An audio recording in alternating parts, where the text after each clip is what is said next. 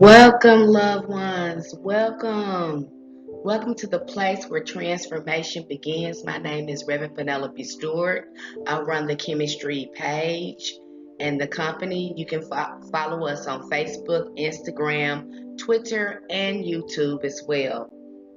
Thank you so much for being here, giving yourself some self love. I know many of you are probably asking, what is Know Thyself?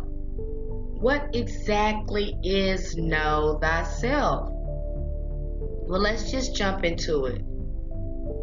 Let's find out what Know Thyself is, what it really is.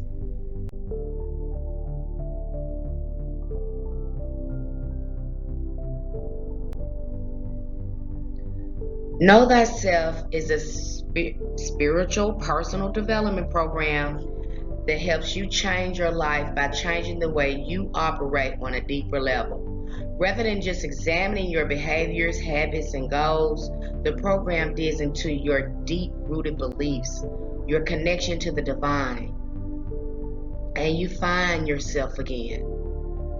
Know Thyself is designed to align you with universal energies. This requires you digging deep all the way into your childhood, family, ideas, attitudes, etc.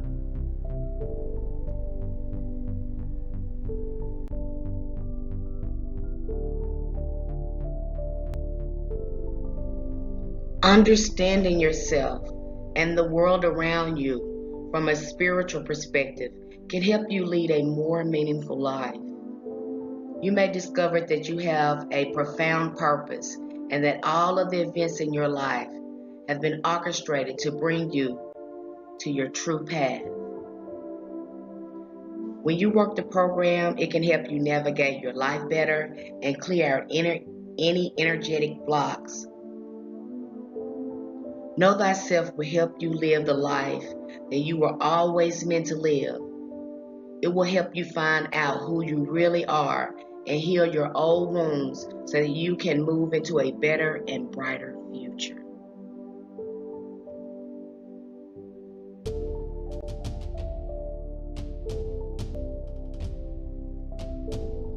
Now, you came here because you're tired of feeling bad. I get that. You know something is going on with you deeper, but you can't really put your finger on it. You came because you know deep down inside there is something here to help you grow and heal. It certainly was like that for me. I was full of self doubt, low self esteem, self sabotaging behaviors. My relationships always failed. I was in so much pain until I found this program. Now I'm healing decades of trauma from this course.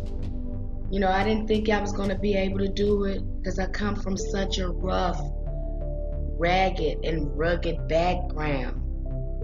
But here I am today, sharing my story with you of my life and how I made it through. And maybe something in my story may resonate with you, or maybe my whole story might resonate with you.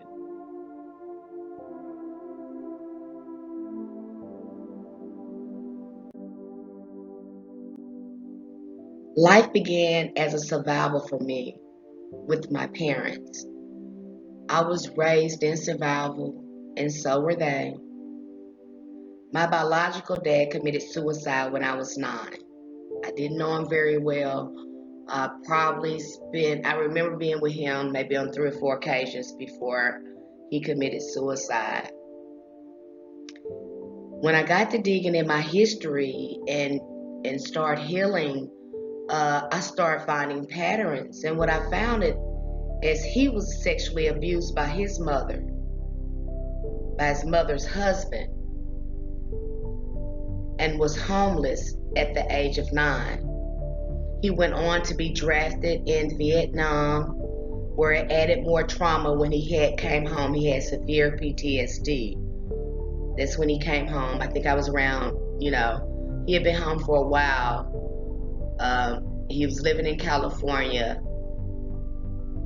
He suffered from PTSD, and we heard he killed himself. So when he came back, I believe that it was the trauma.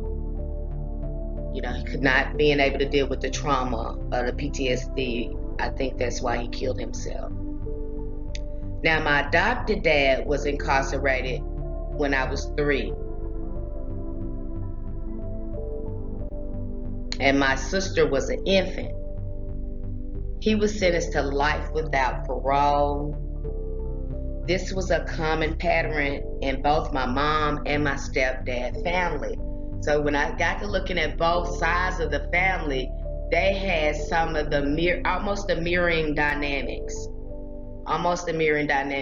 Their relationship was very turbulent as well. It had some toxicity as well, because his way of living was, he had a criminal lifestyle. He was a drug dealer. He was a drug dealer, and they fought and stuff all the time. So it's very interesting looking at these patterns here. And then looking at my family, half of them is in jail, literally half of me. Some people joke about that, but literally half of my family are in jail or have been incarcerated. Now, in this picture right here, by the time I was 6 years old, I had been molested 3 times. Twice by my mother's friends, at my mother's friend's house. And then once by my uncle.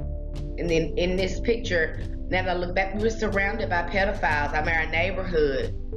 Some of our family friends, very questionable people. Very questionable people. And my family seemed to be oblivious to this type of thing. But yeah, there was a lot of pedophilia going on. I feel like it was, the way they used to play with us and touch us in places they shouldn't be touching us, especially family friends. And some of the people in the neighborhood as well.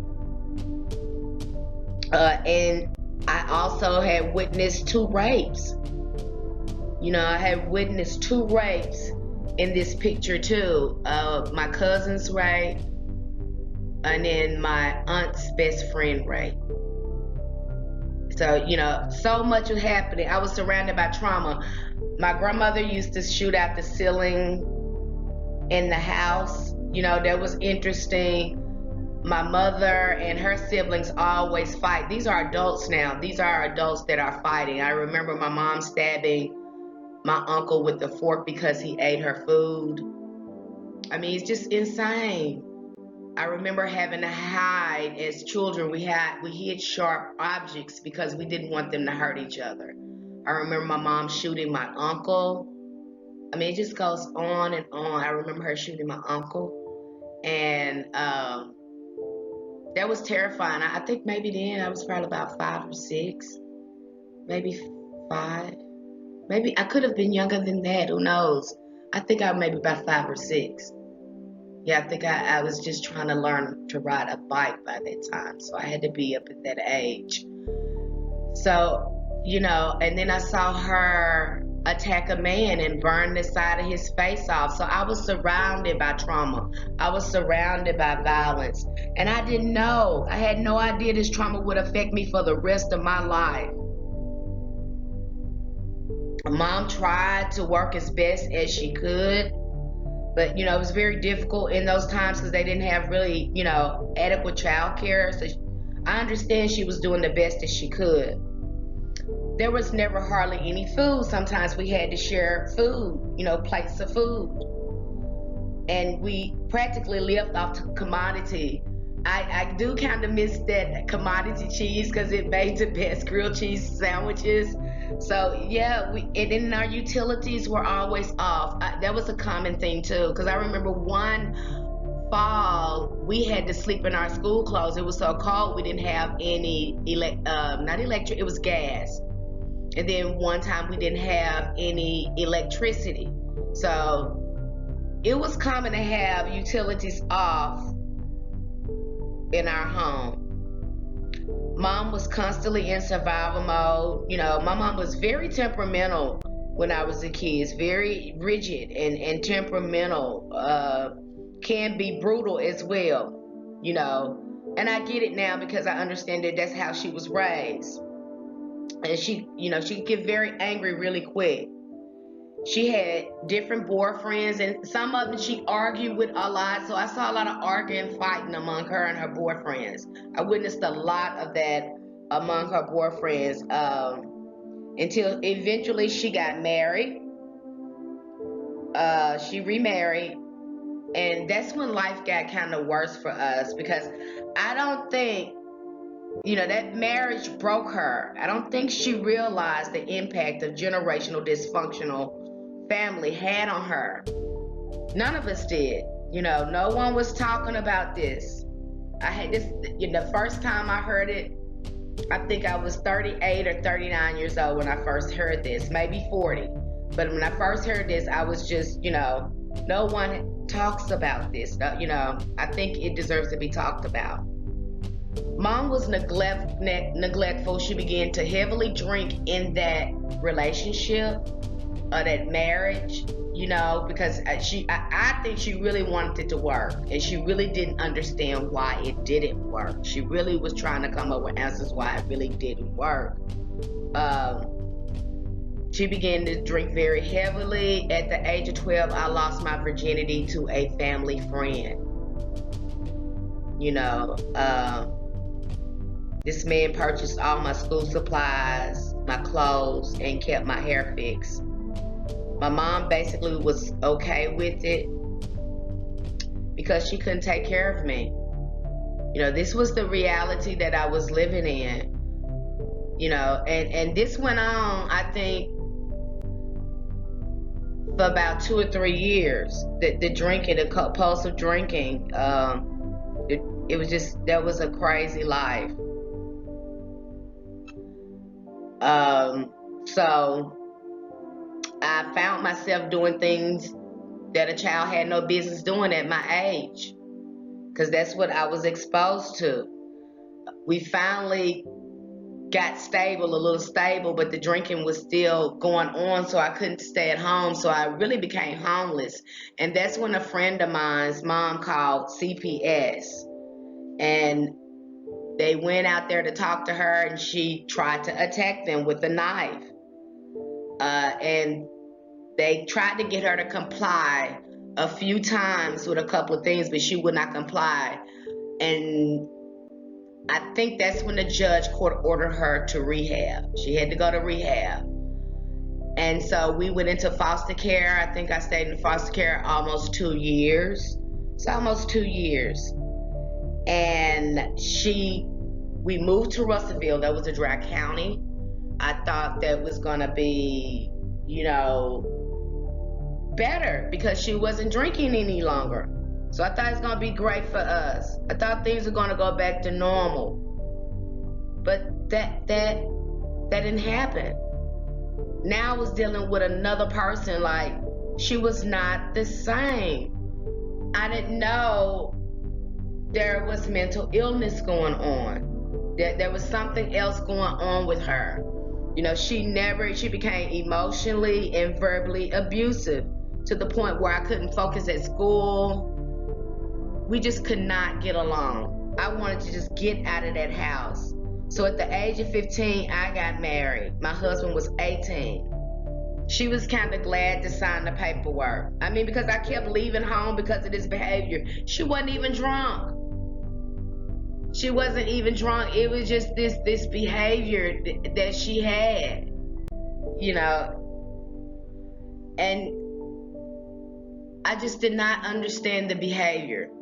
And I've spent half of my life trying to understand our relationship. Life got more twisted, when I got married, because now me and my husband, we were in this cult. For 3 years I was in this cult. And then one day I listened to my higher power, my intuition, and I left the church and I left my husband. And where did I go? I went back home. to good old mom. Because see, this is what I was raised in. This is how I was bred. I was bred to be codependent. This is how I was raised. I was raised to be codependent. I was on this survival, frequency. Eventually, we moved back to Little Rock because we were having some family issues there. She never got along with her siblings as well. There was no boundaries there with them. So we eventually moved back to Little Rock. Again, she began to drink heavily. Again, we were living in public housing. I think it's Hollingsworth, the East End. It's no longer there now, but it was one of the, most challenging project in Little Rock to live in. And now that I look back, I saw a lot of people in my same predicament, living the same life. I know I'm not the only one. I'm just surprised that I found something that would help me heal and do some changing. My mom began to drink, again. Now I became her parent. I was lucky enough to graduate high school because I was still in high school when all this was happening. I was married. I graduated high school because I was held back. So I graduated high school. I think I was 19 when I graduated because I was held back a year because of all the moving. So I graduated, but I didn't have any direction. I didn't know what I wanted to do. I was latching on. I was too busy latching on to the next boy man that crossed my path. I was just floating.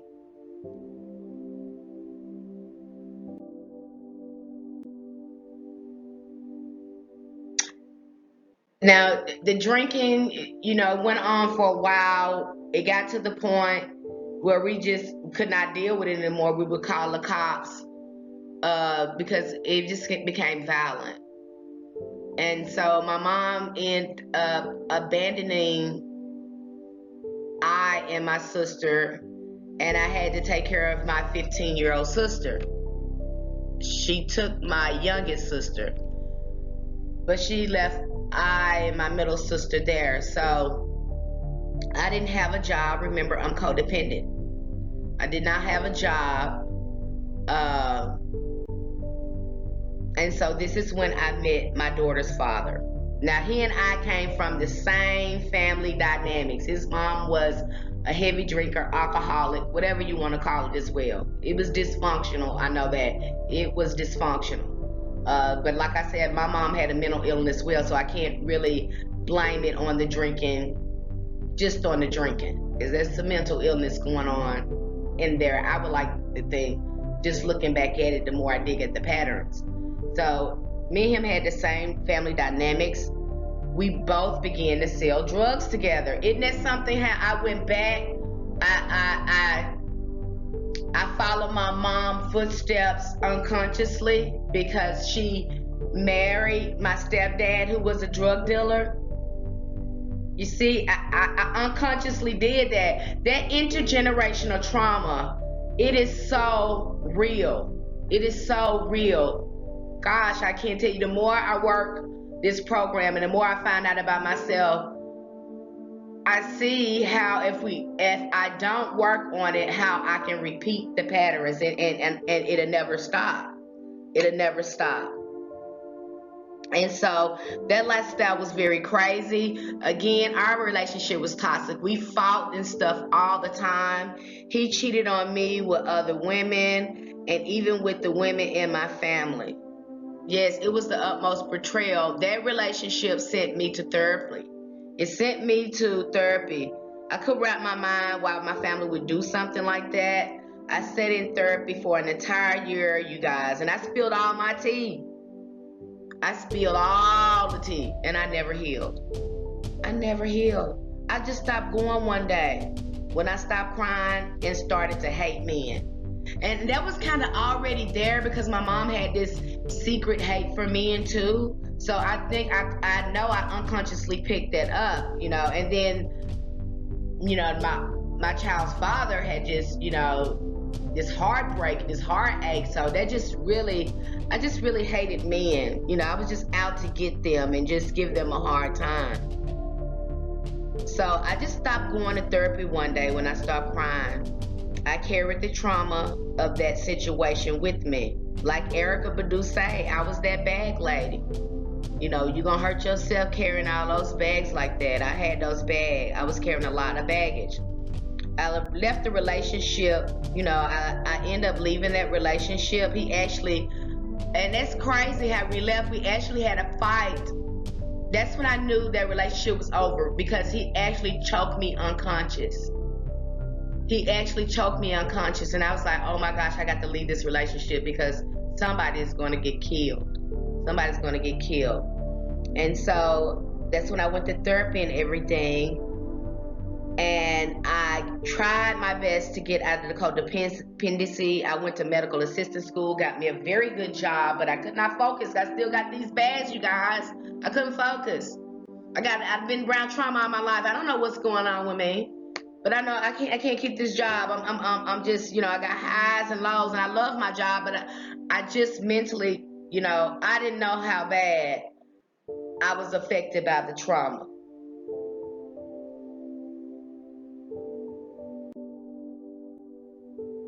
So, you know, that relationship dissolved, and I have this good job, and I'm still this bad hot girl, and you know, I'm just a misfit basically. And I meet my youngest daughter's dad, and y'all, this guy was married. This is ratchet too, because this is how ratchet I was. You know, I want to take somebody's man. This is my mentality. This was my mentality. I want to take somebody's man. I ain't care what. I had been hurt, so I don't care about hurting nobody. I was just, you know, I was a hot mess. So I was full of drama. You know, he ended up leaving his wife. I took him through a whole bunch of stuff. I'm not saying that he was innocent, but I'm owning my part in this, you know, this dysfunctional relationship that I created. And I knew deep down inside I hated men. I was so deeply scarred by my first child's father. I was just still carrying those wounds. You know, I remember me and this man's wife, you know, we even had fights. You know, like I said, I was, you know, I was ratchet. I look back at myself and be like, oh, child, you was just, oh my goodness. You know, oh my goodness. Thank God for this program. You know, thank God. That's something I tell myself. Their relationship didn't last long, of course. You know, I got pregnant. I was single. I didn't know what to do. So what do? I do my next codependency move. I go and move to California with my mom. Once again, you know. And this, you know, I repeated this cycle until I would, you know, till I was 35. We did this back and forth. I would move with her, and sometimes she would move with me. In and out. You know, until I was about 35 years old. And then, you know, because, and I was, somebody said, why would she keep moving in and out like that? Because that's the trauma bond. I was already raised on a survival trauma bond mode. That's how I was. So I was, instead of being raised on love, I was raised in pain. I thought love was pain. Yes, that's what a trauma bond is. It's very real. I tell people that when they get involved with the narcissist, because it's almost like you're addicted to them. You know, you're addicted to the horrible treatment. One minute they treat you all nice and da da da da da, and then the next minute they just flip out on you like that. So yeah, I met my second husband through my mom. That was interesting as well, because she introduced us, and we had some of the same family dynamics, and that was one of the reasons why he said he wanted to marry me, is because we had some of the same family dynamics. I didn't get it at that time, because he was like, we the same, and you know, the way he was describing it, and I was just like, whatever, you know. I didn't get it, but now in retrospect, now I get it. And guess what? He was a drug dealer too. See, I'm steady following this pattern. See how I'm following this pattern? I'm following the same pattern as my mom. I'm doing this. See how intergenerational trauma works. See how we are following that same pattern. I was working a temp job at the time when we got together. This relationship, oh my gosh, it exposed all my trauma. It really did. It exposed everything. I had a chance to really think because I really stayed single after this relationship, and I really saw how our family was affecting our relationship because I ended up having to just get up. I almost went crazy. I think I did go crazy because I just up and went to Oklahoma. And he followed, and I was just like, I can't be around family. It's just too much. You know what I'm saying? It's just too much. Um, but we eventually end up moving back here to Little Rock. We were together maybe about 3 years, and that was always, a common pattern in my relationships too. I only stayed in a relationship 3 years before my defects and all my trauma and crap would start to come out, and then they were dissolved. We tried to work on a relationship for about 10 years on and off, but it just didn't work, and we finally got a divorce. He was really broken and had some stuff going on. He had he was already had a history of addiction. So he had returned to his addiction and alcoholism, and it just did not work. So we eventually end up getting divorced.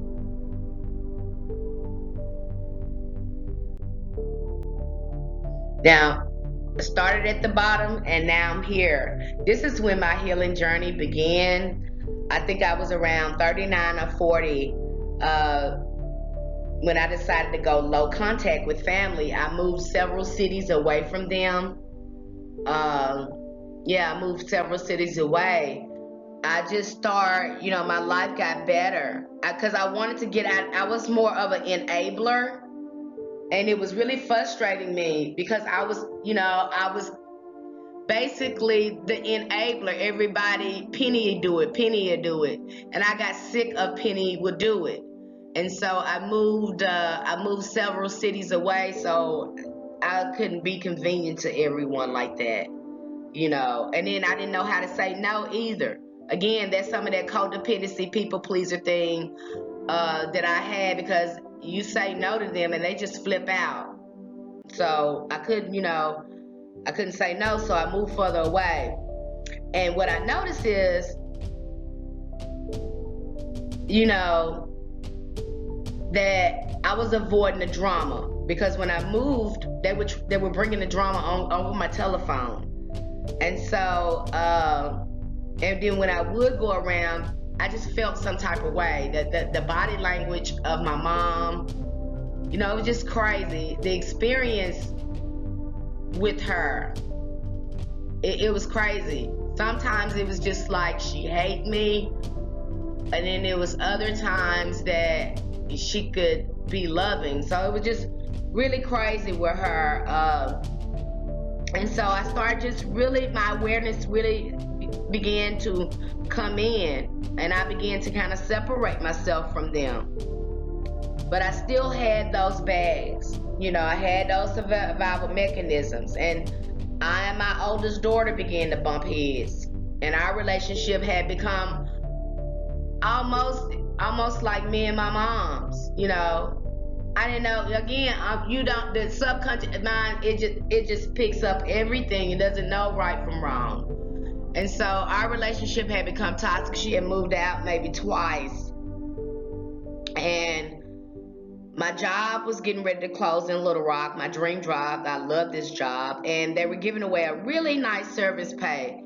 So I knew I wanted to do something different. I was tired of that trade. I think that my time had ran out for it. And so for the first time in my life, I had a chance to think about what I wanted to do. My nest was becoming empty. My youngest daughter would be graduating soon. And I really wanted to focus on something I wanted to do. I really loved. That was my passion. So I always loved metaphysics. I've been doing tarot cards maybe since I was around 28 or 29. I studied a lot of metaphysics, Oh my gosh, I just love metaphysics. I studied for a very long time. But during that time that there was no school for it. So I said, you know what, I got to looking around and I found a school. I got my bachelor's degree in metaphysics and my ministry license. I took some angel courses and some Reiki courses. I was really trying to heal myself on so many, on a deeper level, and share my gifts with others, because I also knew I was always really good at tarot. I always kind of had these empathic abilities, so I was really good at that. But I wanted to do some core healing. This was helping me change, but I needed to heal and not forget. And two, I would do these readings on myself, and I would see these readings come up where I needed to heal, but I didn't know how. I thought I was doing it, but I didn't really know how to do the core healing I needed to do. I knew I was really forgetting what happened to me and not processing it. And I was really doing this spiritual bypass, and that's something that I didn't need to do. I really needed to process and understand what really happened. And two, it's been very, very rewarding, because it's helped me spiritually. It's helped me understand things from a spiritual perspective. It's helping me grow and mature in that area. So I'm glad that I'm able to do the core healing, and really, because this program really helped me look at all the things I didn't want to look at, and then process them and put them in a perspective that, put them in the right perspective. That's what this program did. It helped me actually look at things the way they really are. And so this helped me change. My metaphysical program helped me change. But like I said, I needed to heal on a deeper level. So, I was praying to my higher power. I always believed in the higher power. And I was asking the universe to show me how I need to heal, because I knew it began with my family. So I began to pray for my family. And within a month or so, my sister called me. And that's when she got to telling me about this narcissistic personality disorder and dysfunctional families and narcissistic families. And I was just like, oh my gosh, it just blew it out the water when I got to doing my research. I began to do my research, and I found out 96% of all families are dysfunctional to some degree. Family dynamics will ultimately influence the way people view themselves and others and the world. It will impact their relationships, their behaviors, and their future well-being. Now, if you grew up in a dysfunctional family, we are innocent. We have absolutely no control over the toxic environment we grew up in. It's common to find multiple emotional scarring caused by repeated trauma and pain from childhood, maybe in actions, words, and attitudes. You may have difficulties forming or sustaining friendly relationships, keeping positive self-esteem, struggling in trusting others, control in times of distress, and denying own feelings and reality. Therefore, the negative pathological parental behavior tends to be dominant even in adult life, identified as the critical judgments of yourself in your thinking. I was always judgmental of myself, putting myself down. It was horrible, but when I started really paying attention to it, because it was this program, one day I was like, you know what, when I hear it, I'm gonna stop it. And one day I just listened to it. I just listened to these critical thoughts. I was like, stop it. I realized that wasn't even me. That was other people's opinions and thoughts of me that got downloaded in my conscious, my subconscious. Yes. I was like, oh my gosh. And I had to reprogram. I had to stop it. And so that's the critical parent. And what this program did is help me heal that inner child, do the shadow work, and put that critical parent in its place. Does it come up from time to time? Yeah, it can. but I have the tools of the program to stop it immediately, and it's getting weaker and weaker as I work this program. That voice is starting to fade away. And so, like I said, this program does work. Maybe you realize some parts of your childhood was taken from you. Now, this is the time to ask yourself about your dysfunction in your home. Did you go on to repeat some of these patterns in your friendship or marriage? Now that we're talking about it, can you see that it's no other way you could have turned out? So if you're dealing with this and you're dealing with all these defects, you know, I tell you, loved one, be very gentle and patient with yourself if you're coming from dysfunction, or even if you're coming from a dysfunctional relationship, because it will leave an impact on you. You know, it will leave source of trauma on you, whether it's emotional, mental, or physical. You know, be very patient with yourself. It's no other way you could have turned out. It's not your fault. After I found this out, you know, I was afraid because I was like, oh my gosh. You know, I was devastated. I was really devastated. And after I found this out, I hurried up and I got help. I began seeing a therapist again. You know, I was kind of iffy about that too, because I was like, is she really gonna help me? Really? You know, she wasn't really giving me any real tools, but she was holding a space for me. And that's what I like.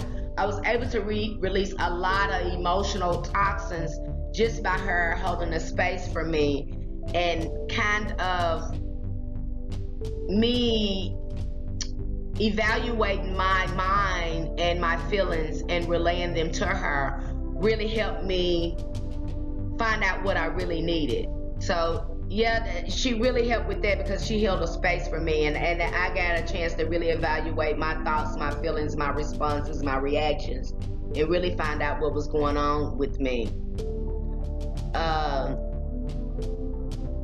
didn't see any, you know, I didn't have any tools. I wasn't given any real tools. And so I started going to group therapy. They helped give me some tools. They helped me understand some tools, you know. But I learned a lot from my research as well. But I needed something that was going to address my spiritual needs, something that would help me love myself, strengthen my spiritual connection. Because literally my spirit had been injured by all the trauma. You know, decades of trauma began to affect my body, you know, and it will. You'll have all types of inflammation and things like that. You won't know how it's really related, but it'll be related to the trauma, because the body and the mind keep score, whether it is a verbal, you know, intense argument. I'm telling you, emotional and mental abuse, the body is going to keep score on that. It's going to come out in some type of way. It's going to create some type of dis-ease in the body. So I began to have stiff shoulder syndrome. You know, I didn't know where it was going from. I had got cortisol shots. I had went to physical therapy. I had about all types of massagers, but I had this grip on my body. It was just, I can still remember that feeling. But when I began to work this program, guess what happened? It began to go away. I've had no further issues. And I started to change. People started noticing a change in me. I noticed a change in my thinking. I felt different about myself. I was more positive. So I thought to myself, because I've been working this program I've created for myself now, I thought to myself, I said, I think I'm working with something. I wanted to see if the program would help others. And so I launched my first Know Thyself course in 2018 as a trial. And the results were amazing. I was very surprised and pleased. Everyone did so well, and we all got better.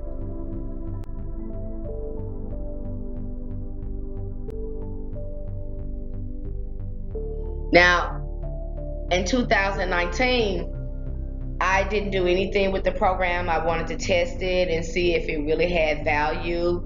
I wanted to do a coaching thing with it, more of a coaching thing with it. And so I wanted to test the value of it. And nobody in my family during this time when I was getting well and I was telling everybody what's going on, nobody wanted to get well, and it's like that. Let me tell you now, you go to feeling well and you go to changing. That's uncomfortable for some people because they're not used to seeing healthy. They don't know what.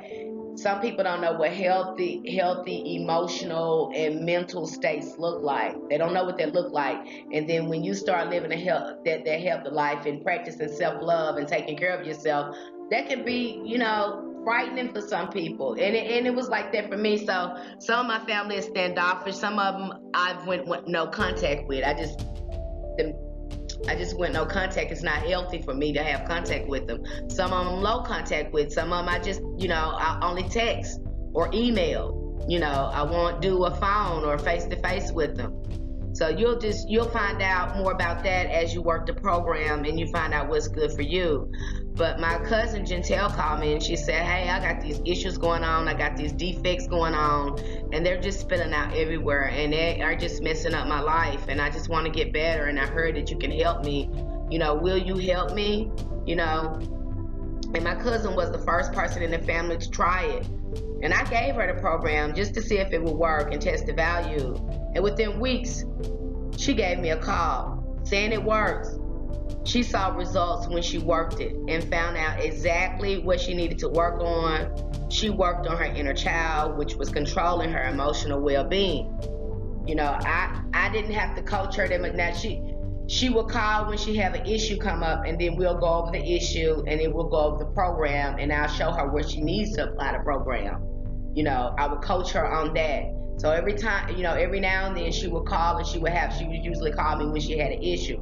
But other than working a program, she did that. And that will happen in the program. You may have an issue and I'll show you how to apply the program in that issue, and that happens sometimes. And that's why coming to the live discussions are very important. But let's just see what Jantel said. Hey, what did it do for her? She said, I don't know what to say in this testimonial. First, let me begin by saying I grew up in a messed up household, not knowing how to love or give and receive love. I didn't know what my triggers were. I've had problems with keeping jobs, relationships, and my parenting. Within 4 to 5 months, I saw the changes in myself after working the Know Thyself program. It has done me a world of good. The first thing I learned was acceptance of myself and my parents. I realized the way people treat me is not my problem. That my inner child needed to be healed because I grew up out of survival and not love. I learned to heal her. Currently, I am still working the program. It has helped me with my job and parenting. I can't even describe what this program has done for me. It has taught and gave me patience with myself to think before I react. It has taught me to question why certain things make me react. I don't know where I would be without this program. I'm so grateful for it. Thanks, Reverend Penelope Stewart. Now that program, me and her come from the same rough background. I'm talking about wretched now, you guys, ghetto. It worked for us. It will work if you work it for you and you want to get better.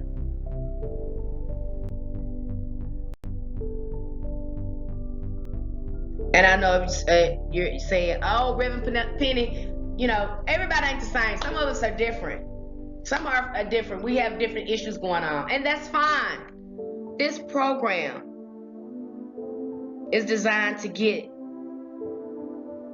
you can get wherever you need from wherever you're at. That's the way this program is set up. You can get whatever you need from wherever you at. Let's see what Janelle said. Janelle said, Know Thyself showed me what I needed to let go of. It taught me acceptance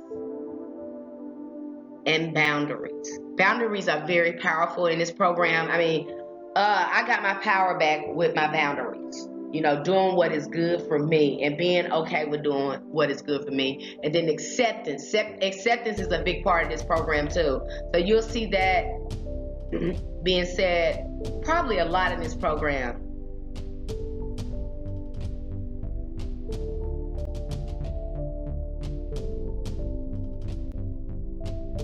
Diane. Now, many of the people that enter the program is already gifted, but they, are unaware of their gifts or afraid to share them with others until they work the program. Diane was one of those people. Let's see what she had to say. She was already gifted. She had 2 reasons to get in the program, if I can remember right. One, to do some core healing and to trust her inner wisdom. She was already gifted, but the program brought it on out for her to trust herself, trust her own wisdom. And that's what this program does. This program is designed for you to trust your own God-given wisdom that is within you.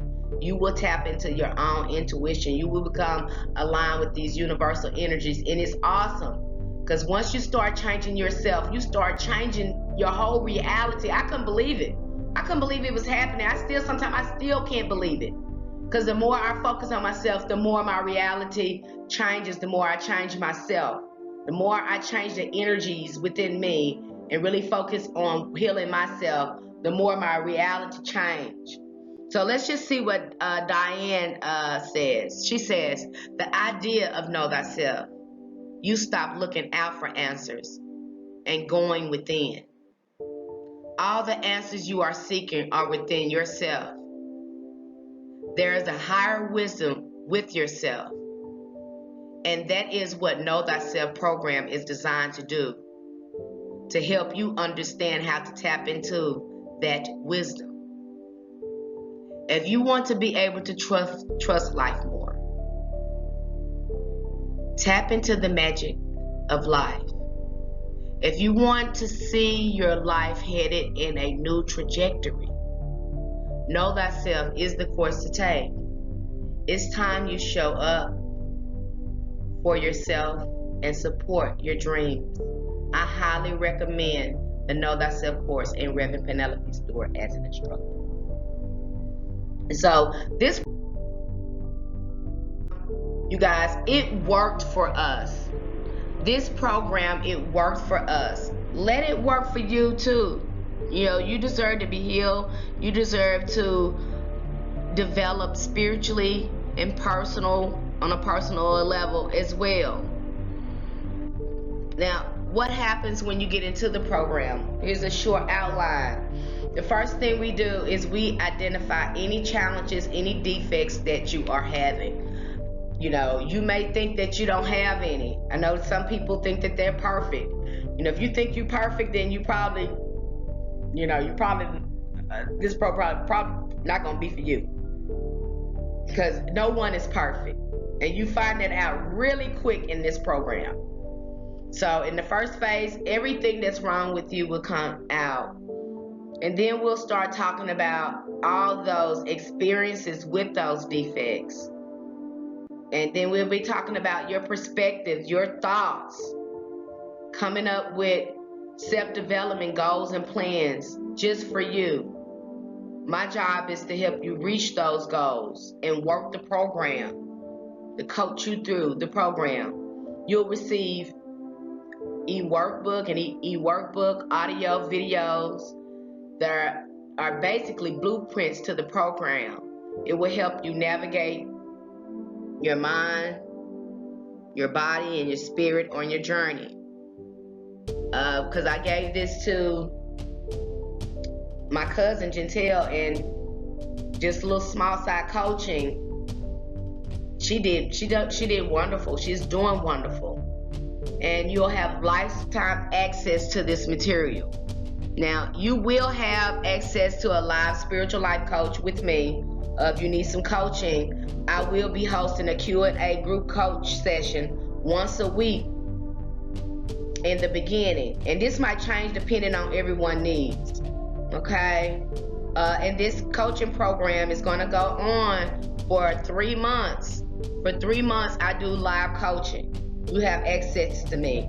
to come in and do the group coaching with me. Now, live coaching allows you the opportunity to meet other members with similar experiences. This gives you a chance to form meaningful and rich relationships which support your success in the program. So you want to make friends with people in the program because they understand, and then you can work the program together. You know, you really build meaningful relationships like that. You also have the option to go at your own pace. If you need to meet with me, you know, just on a one-on-one basis, get with me and we can talk about that depending on your circumstance. That's certainly an option as well. Some of you will be saying, okay,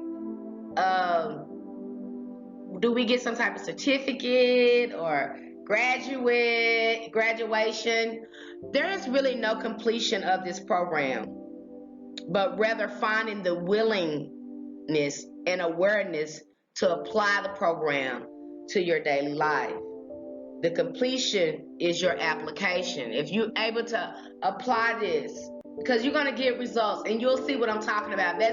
You have completed the program. The program you've got, if you're using it and applying it to your life and you get it, then that is your completion right now, and right there. And you're going to get your workbook. You'll continue to work that workbook probably for the rest of your life because it goes so deep. It's I don't think that workbook is 200 pages, but it goes very deep. It addresses some very deep issues. It asks you some very deep questions. You know, you really get down to healing your inner child. We have so many exercises and things in that book to really help you get to your core issue. Now, you deserve to be loved. You deserve to be whole and healed. You're going to open up so many beautiful gifts you didn't even know you had when you take this program. Your self-confidence, self-esteem, self-love, self-acceptance will get better each day. Now, am I saying it's going to fix all your problems and all your problems going to go away? No, I'm not saying that. I'm not telling you to stop seeing your counselor or your therapist either. If you got a counselor or therapist, keep seeing them. Along with this program, you will see results. I would never tell you to stop seeing your counselor. You need them. We need them. You know, I didn't stop seeing my counselor or therapist. I didn't stop going to group therapy. I didn't stop doing any of that. I just applied this program with it and just start getting better. All right? I just start getting better. And so I will tell you that keep going to your therapies if you're going to them. This program will help you navigate your life a lot better. You'll deal with issues a lot better instead of overreacting, shutting down, or doing, going into your defects or whatever. You would have tools. You'll be doing some healing, so you'll know how to address problems a lot better.